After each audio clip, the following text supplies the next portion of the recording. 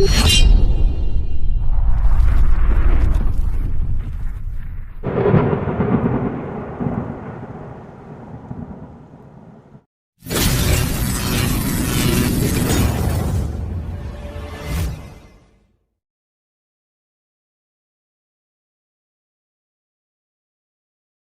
bersama saya di Magnet Official.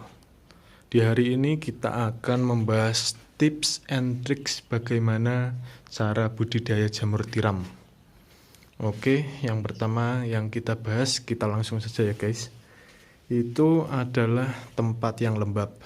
Tempat yang lembab ini seperti ini. Penerangan tidak ada ya guys.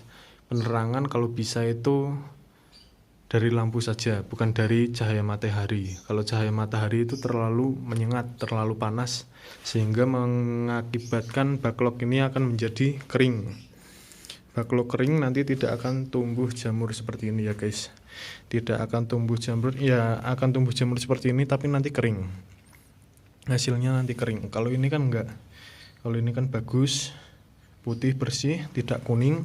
Nanti kalau hasilnya kering atau kering tempatnya itu akan menguning ya guys, itu akan menguning. Ini juga ada. Nah,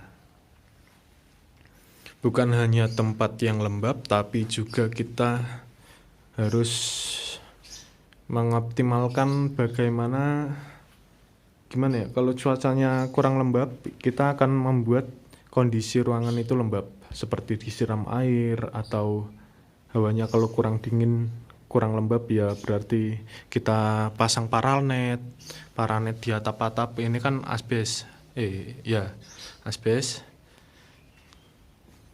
Jadi harus dipasang paranet biar agak adem guys.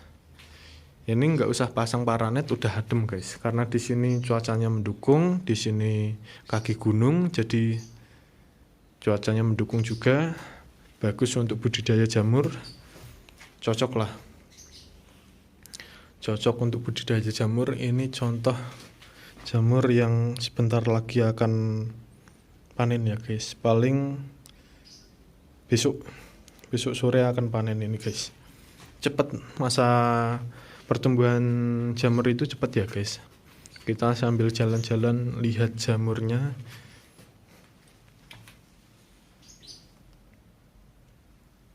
Ya seperti ini. Kelembapan kita lihat itu adalah hewan-hewannya guys.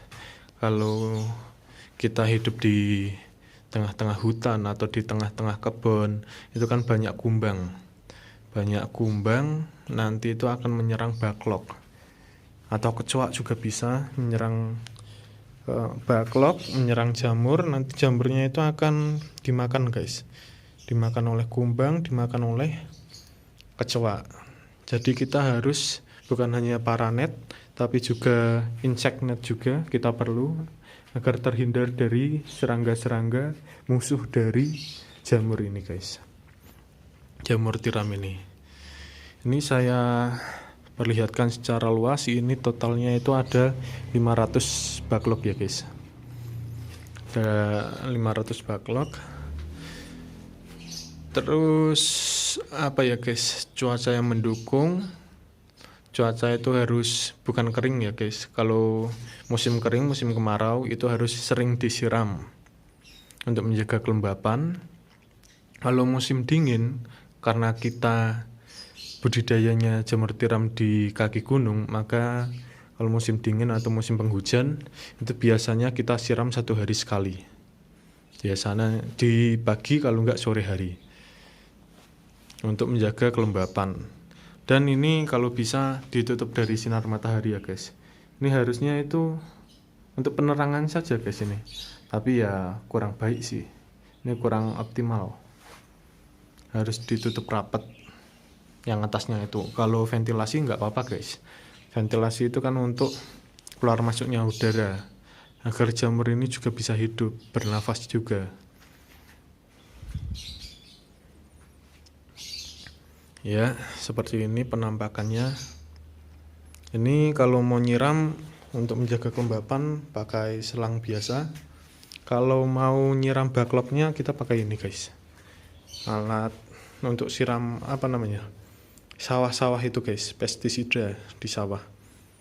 Kalau enggak kita pakai yang ini, yang kecil. Nah yang ini.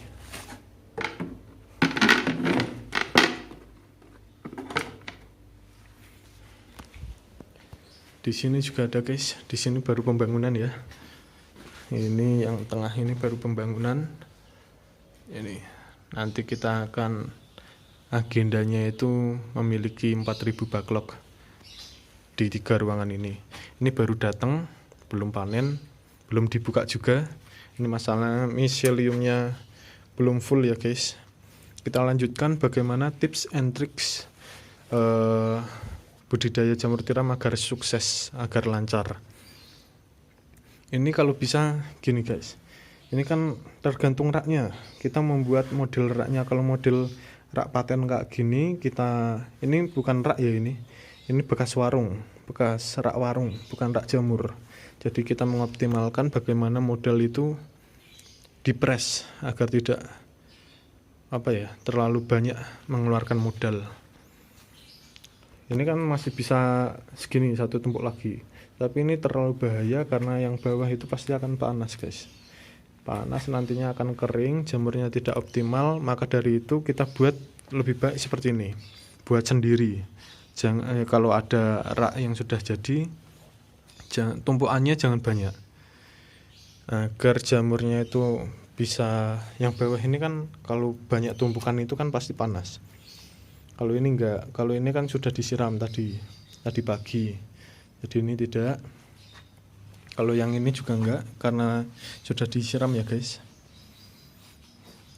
Ini depan belakang ya, kita lihat. Ini depan belakang seperti yang sudah kita lihat ya. Yang lebih bagus ya ini seperti ini backlog. Kita lihat yang sebelah sana aja, yang lebih enak dipandang agar saya bisa menjelaskan lebih baik. Nah seperti ini ya guys. Ini 4 tumpuk.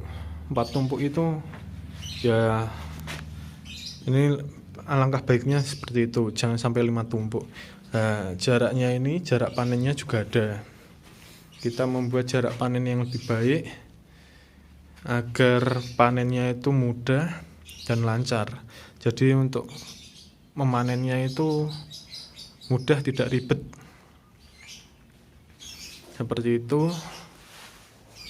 Jadi bukan hanya kelembapan, tapi juga harus melihat sikon dari cuaca panas atau cuaca dingin, penghujan, dan juga lihat dari hama-hama yang akan menyerang seperti kecoa, seperti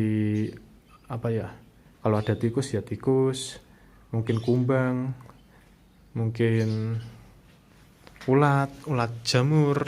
Kalau ulat jamur itu biasanya menyerang karena backlognya itu basah, dalam backlognya ini basah. Jadi jangan sampai air itu masuk ke dalam backlog ini ya guys. Jangan sampai, nanti akan mengakibatkan air tersebut ngecembeng, menggenang di dalam backlog tersebut, yang nantinya akan dimakan oleh ulat-ulat. Ulatnya itu bukan datang ya guys, tapi nanti ada sendiri, entah dari mana nanti datang sendiri, ada sendiri.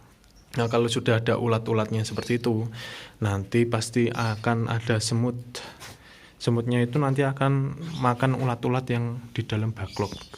Kalau ini kan sehat semua ya guys.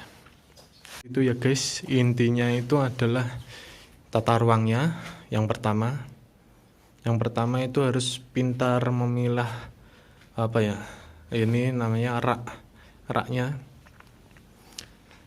Tips and triknya seperti itu. Raknya itu harus tertata secara rapi, serta kondisinya seperti apa. Jika kemarau ya harus banyak disiram, kalau penghujan ya sedikit saja, nanti takutnya jamurnya itu akan lembek, kebanyakan air nanti akan lembek. Langsung dipasang dengan insect net agar hama-hama tidak masuk. paranet jika kepanasan, tempatnya kepanasan, terlalu panas. Dan juga kita gimana ya, cara penyiramannya. Cara penyiraman itu harus baik pagi dan sore hari. Jangan sampai masuk ke dalam backlog agar tidak menimbulkan hama ulat pada backlog. Dan juga harus pintar waktu panen, benar.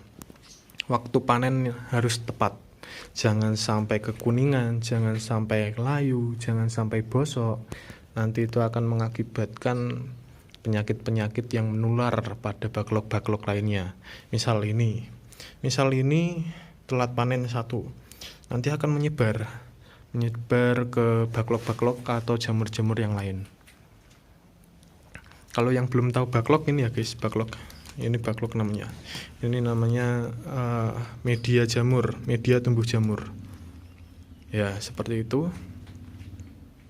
Sampai di sini saja info yang akan saya berikan, tips and tricks budidaya jamur tiram yang baik dan benar, yang pernah saya alami selama 3 tahun, hampir 4 tahun berjalan ya guys. Dan ini saya baru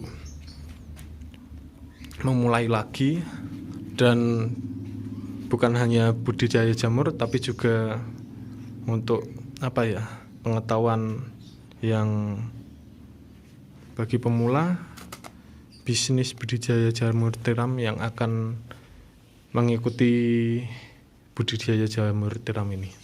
Ini juga sebaiknya ada ya guys, masa backlognya, masuknya kapan, nanti kita tahu, keluarnya juga kapan, agar kita tahu betul masa backlognya itu berapa bulan sih. Dan kita harus memiliki pembukuan yang baik dan benar, transparan kalau kita punya pegawai juga, agar tidak ada yang dirugikan. Seperti itu. Terima kasih, saya ucapkan salam mantul.